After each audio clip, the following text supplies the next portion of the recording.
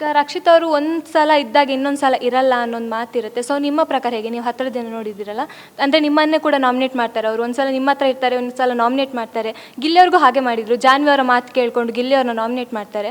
So ಹಾಗೆ ಅನಿಸುತ್ತಾ ನಿಮಗೆ ರಕ್ಷಿತ್ ಅವರು ಒಂದು ಸಲ ಇದ್ದಾಗ ಇನ್ನೊಂದು ಸಲ ಇರಲ್ಲ ಅನ್ನೋದು?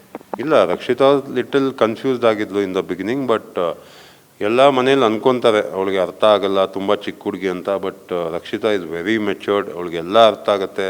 ಆ್ಯಂಡ್ ಆಪೋಸಿಟ್ ಪರ್ಸನ್ನ ತುಂಬ ಚೆನ್ನಾಗಿ ಅರ್ಥ ಮಾಡ್ಕೊಳ್ಳೋಳು. ಸೊ ಗೊತ್ತಿಲ್ಲದೆ ಅಂತೂ ಏನೂ ಮಾಡ್ತಿರ್ಲಿಲ್ಲ ಅವಳು. ಆ್ಯಂಡ್ ನನ್ನ ನಾಮಿನೇಷನ್ ಅಂತ ಬಂದಾಗ ಒಂಚೂರು ಎಲ್ಲೋ ಅವಳು ಕನ್ಫ್ಯೂಷನಲ್ಲಿ ನಾಮಿನೇಟ್ ಮಾಡ್ತಾಳೆ. ಅದಾದಮೇಲೆ ಬಂದು ಸಾರಿ ಕೇಳ್ತಾಳೆ. So it's okay. ಆ ಮನೇಲಿ ಒಂದೊಂದು ಸತಿ ತಪ್ಪು ಕೂಡ ಮಾಡ್ತೀವಿ, ಕರೆಕ್ಟ್ ಡಿಸಿಷನ್ನು ತೊಗೊತೀವಿ, ರಾಂಗ್ ಡಿಸಿಷನ್ನು ತೊಗೊತೀವಿ. ಸೊ ಅವ್ರಿಗೆ ಒಂದೊಂದು ಟೈಮ್ ರಿಯಲೈಸ್ ಆಗುತ್ತೆ, ಒಂದೊಂದು ಟೈಮ್ ಆಗಲ್ಲ. ರಿಯಲೈಸ್ ಆಗಿಲ್ಲ ಅಂದರೆ ಸುದೀಪ್ ಸರ್ ಬಂದು ನಮ್ಗೆ ಹೇಳ್ತಾರೆ. ಸೊ ಅದೇ ಮನೆಯಲ್ಲಿ ಅಪ್ಸ್ ಆ್ಯಂಡ್ ಡೌನ್ಸ್ ಆಗ್ತಾನೆ ಇರುತ್ತೆ. ಈಗ ಅಶ್ವಿನಿ ಮತ್ತು ಧ್ರುವಂತ್ ಅವ್ರದ್ದೊಂದು ಗ್ರೂಪ್ ಆಗುತ್ತೆ, ನಿಮ್ಮದು ಮತ್ತೊಂದು ಬೇರೆ ಒಂದು ಗ್ರೂಪ್ ಥರ ನಮಗೆ ಕಾಣಿಸುತ್ತೆ. ಸೊ ಆ ಗ್ರೂಪಲ್ಲಿ ಅಶ್ವಿನಿ ಅವ್ರು ಹೇಳ್ತಾರೆ, ನೀವು ನೋಡಿದಿರೋ ಗೊತ್ತಿಲ್ಲ ಎಪಿಸೋಡು, ರಘು ಅವ್ರು ಚೆನ್ನಾಗಿ ಅಡುಗೆ ಮಾಡಲ್ಲ, ಎಣ್ಣೆ ಜಾಸ್ತಿ ಹಾಕ್ತಾರೆ, ಎಣ್ಣೆಯನ್ನು ಜಾಸ್ತಿ ಬಳಕೆ ಮಾಡ್ತಾರೆ, ನಂಗೆ ಅದು ಇಷ್ಟ ಆಗಲ್ಲ ಅನ್ನೋ ಧ್ರುವಂತ್ ಅವ್ರ ಜೊತೆ ಮಾತಾಡ್ತಿರ್ತಾರೆ. ಸೊ ಅದ್ರ ಬಗ್ಗೆ ಏನು ಹೇಳ್ತೀರಾ ನೀವು? ಅದು ನಂಗೆ ಗೊತ್ತಿಲ್ಲ, ಹಿಂದ್ಗಡೆ ಏನಾದರೂ ಮಾತಾಡ್ಕೊಳ್ಳಿ, ಪ್ರಾಬ್ಲಮ್ ಇಲ್ಲ. ಯಾಕೆಂದರೆ ಮುಂದೆ ಬಂದಾಗಂತೂ ಖುಷಿಯಾಗಿ ನಾನು ಅಡುಗೆ ತಿನ್ನೋದು, ನಾನು ಅದು ಖುಷಿ ಆಗ್ತಿತ್ತು. ಸೊ ಹಿಂದೆ ಮಾತಾಡ್ಕೊಂಡಾಗ ನನಗೆ ಹೆಂಗೆ ಗೊತ್ತಾಗುತ್ತೆ ಹೇಳಿ? ಮುಂದೆ ಬಂದು ಮಾತಾಡಿದ್ದೆ ಆನ್ಸರ್ ಮಾಡ್ತಿದ್ದೆ. ಸೊ ಅದೇ ವಿಷಯ ಅಲ್ವಾ ನನಗೂ ಧ್ರುವಂತ್ಗಾಗಿದ್ದು. ನಾನು ಮುಂದೆ ಬಂದು ಮಾತಾಡಿದೆ, ನಾನು ಅವನಿಗೆ ನಾಮಿನೇಷನಲ್ಲಿ ಆನ್ಸರ್ ಕೊಟ್ಟೆ. ಸೊ ಹಿಂದೆ ಮಾತಾಡೋದು ನಮ್ಗೆ ಆಚೆ ಬಂದಾಗ ಗೊತ್ತಾಗುತ್ತೆ. ಸೊ ಮಾತಾಡಿದ್ದಿದ್ರೆ ಮೋಸ್ಟ್ಲಿ ಅವತ್ತು ಆನ್ಸರ್ ಮಾಡ್ತಾಯಿದ್ದೆ. ಬಿಗ್ ಬಾಸ್ ಮನೇಲಿ ಅಂದರೆ ಜಾಸ್ತಿ ಅಡುಗೆ ಮನೇಲಿ ಕಾಣಿಸ್ಕೊಂಡಿದ್ದೆ ನೀವೇ. ಸೊ ಅದ್ರ ಬಗ್ಗೆನೂ ತುಂಬ ಜನ ಹೇಳ್ತಾರೆ, ಅಡುಗೆ ಮನೆಯಲ್ಲಿ ರಘು ಅವ್ರು ಇರ್ತಾರೆ ಅಂತ. ಸೊ ಅದ್ರ ಬಗ್ಗೆ ಏನು ಹೇಳ್ತೀರಾ? ನನಗೆ ಅಡುಗೆ ಮಾಡೋಕ್ಕೆ ಇಷ್ಟ. ಯಾಕಂದರೆ ಕೋಪ ಬಂದಾಗ, ಸ್ಟ್ರೆಸ್ ಆದಾಗ I use to go there. ತುಂಬ ಜನ ಹೇಳೋರು ಅಲ್ಲಿ ಜಾಸ್ತಿ ಟೈಮ್ ಸ್ಪೆಂಡ್ ಮಾಡಬೇಡಿ ಅಂತ. ಮಿಕ್ದವರು ಬೀನ್ ಬ್ಯಾಗ್ ಮೇಲೆ ಕುತ್ಕೊಂಡು ಇಡೀ ದಿವಸ ಟೈಮ್ ವೇಸ್ಟ್ ಮಾಡೋರು.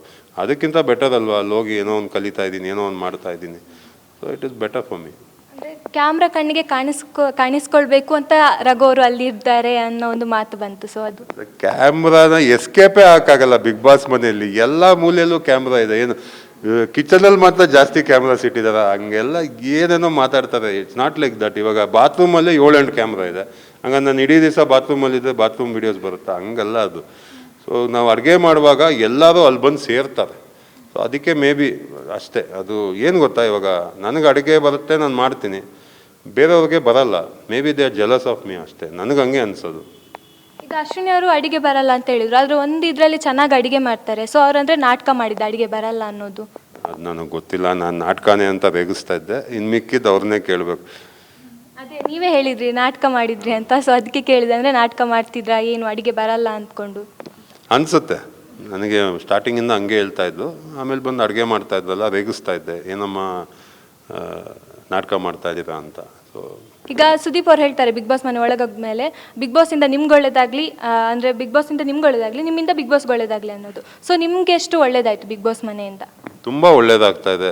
ಸೊ ಎಂಟೈರ್ ಕರ್ನಾಟಕ ಅಪ್ರಿಷಿಯೇಟ್ ಮಾಡಿ ನನಗೆ ಪ್ರೀತಿ ಕೊಟ್ಟಿದ್ದಾರೆ. ಸೊ ನೋಡೋಣ, ನನಗೆ ಮೂವಿಯಲ್ಲಿ ಹೆಲ್ಪ್ ಆಗ್ಬೋದು. ಒಂದು ಏನೇನೋ ಪ್ಲ್ಯಾನ್ಸ್ ಇದೆ ನನ್ನ ಫ್ಯೂಚರಲ್ಲಿ. ಡೆಫಿನೆಟ್ಲಿ ಇಡೀ ಕರ್ನಾಟಕ ಜನತೆಗೆ ರಘು ಯಾರು ಅಂತ ಗೊತ್ತಾಗಿದೆ. ಸೊ ಡೆಫಿನೆಟ್ಲಿ ಬಿಗ್ ಬಾಸ್ ನನಗೆ ತುಂಬ ಹೆಲ್ಪ್ ಆಗುತ್ತೆ ಅಂತ ಅಂದ್ಕೊಂಡಿದ್ದೀನಿ.